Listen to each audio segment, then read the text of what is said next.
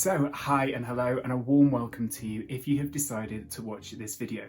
My name is James and I am here today to talk to you about symptoms, a word I very much struggle to pronounce. So if I do slip up and say Simpsons, which will probably happen on the course of this video, do me a favour and just pretend like you didn't hear it. So, symptoms. We all have them. We have personal ones to our condition and we feel things in very different ways. What might affect one person one way will affect another person a different way, and they can be very, very unpredictable. And that's pretty much why I'm making this video. I'm suffering from quite a lot of symptoms today. I'm doing it to distract my brain and my body from the inner screamings that I'm feeling.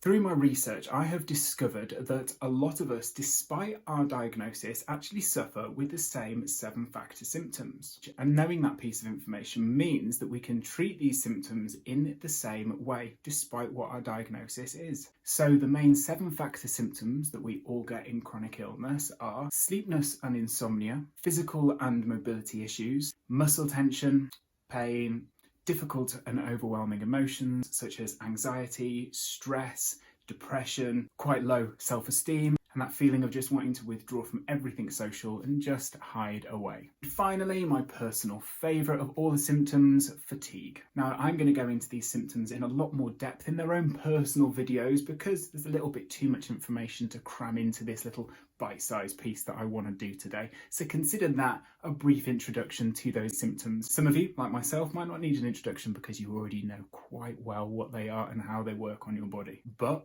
by looking into them a little bit more closely, we can look at some of the triggers and look a little bit more at how they work, which gives us a better understanding of how we can treat them. Now, a lot of us think that the symptoms that we are feeling are due to the condition that we have been diagnosed with, but this is not necessarily the case. A lot of the symptoms that we can be feeling can actually be a knock-on effect from another symptom. Yes, our diagnoses come with our own personal set of fabulous accessories of symptoms, and we will get to those when we cover different chronic illnesses on more of a close basis. But what I want to look at today is how these main 7 symptoms feed into each other, creating a kind of cycle effect. Let me introduce you to the symptom cycle. What you need to learn about this cycle is you can pick up any one of these symptoms and use that as the starting off point because they all lead into each other and can all trigger each other. But to make this easier, let's just start at the top with the poor sleep and insomnia. Now, I know I suffer with this quite a lot. You probably suffer with it as well. And this is basically due mainly to our medical conditions, but also can be a result of all of these symptoms as a whole. And if we don't get the night's sleep that we need, our body doesn't get the petrol of rest that it needs to power through the next day. So if you don't really have a good night's sleep, you're not off to the best start that next day. And this leads us into our second symptom, which is physical and mobility issues. And with the body not getting the rest that it needs, this can cause us to feel exhausted, both mentally and physically. But this physical exhaustion really takes its toll on our body. We struggle with mobility issues. Getting out of bed in the morning can be a very, very painful, slow experience. And as a result of not being able to move properly and freely like we would have before chronic pain took over our lives, our body decides to protect itself, which is actually our next symptom. It's muscle stiffness. As our body's natural reaction to us not being able to move, our brain says, hang on a second guys, there's something wrong here and we need to go and protect this area. That's what muscle stiffness is. It's your body protecting itself from further damage. This can reduce our mobility even more, and as a result of this tension and this tightness, it triggers pain, which is our next symptom.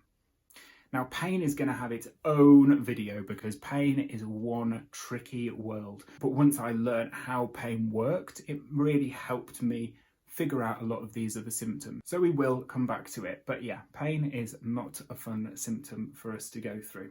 Now, as a result of these symptoms that we've already felt, this can start triggering off the next symptom. God, I'm doing so well at not saying Simpsons.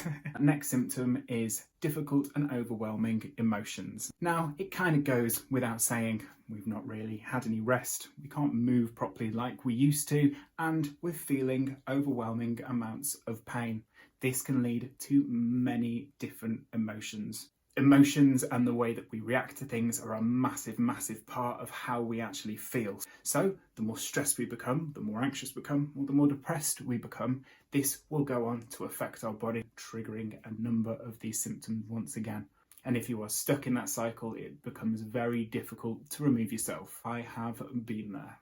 And the final symptom is fatigue. Now, it goes without saying, we've not slept, we're in pain, we can't move, we're depressed. It all adds up and it makes us knackered. It only makes matters worse when we try and go to sleep and we can't. And thus begins the cycle the next day, and before we know it, we're snowballing out of control with our chronic condition. Now, like I said, you can pinpoint any one of these symptoms at the start of this cycle. So we could have a good night's sleep. We could get the rest that we need. We could wake up and go, I feel a little bit more mobile today. But then we overdo it. We push ourselves too far.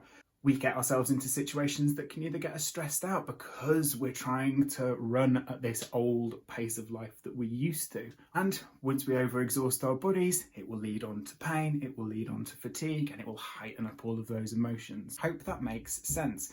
And hopefully you can sort of see how this cycle affects you. I have started to pay attention to how this cycle affects me. I'm going to start paying attention a lot more to it as well. And I urge you to do the same. The best thing to do is to keep a symptoms diary. Keeping track of what your symptoms might be and also what you were doing the next day, just so you can sort of see a bit of a timeline of maybe where your flares are, what you might have done that might have triggered something, or a situation that might have triggered stress that has triggered pain. It's good to keep that diary to get to know your condition a little bit more. And once we know what some of those peaks in our triggers are, we can look at how to rectify them. So that's your homework if you want to go away and do it. I'm definitely going to be doing it over the next week just to help me get back in touch with my symptoms. I've been struggling quite a lot recently with my flare-ups and things are kind of going a little bit out of balance. So I really need to pay some focus and attention to that.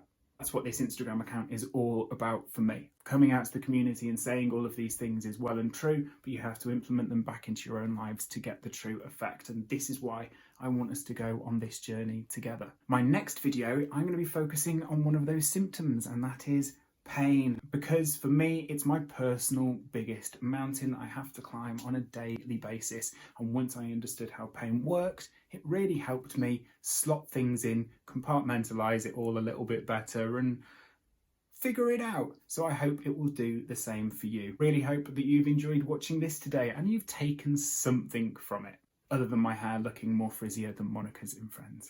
So I thank you if you have watched the entirety of this, and I will hopefully see you all very, very soon. If you've watched the whole of this video, then just give me a little like at the bottom, just so I know that people are engaged and watching my content, and I'm not doing it for nothing. Until then, you take care of yourself, you try and stay as healthy as possible, and just start paying attention to these symptoms a little bit more, and just start getting to know them and what their potential triggers might be. And thank you again for watching. Take care and speak to you all very, very soon. Bye.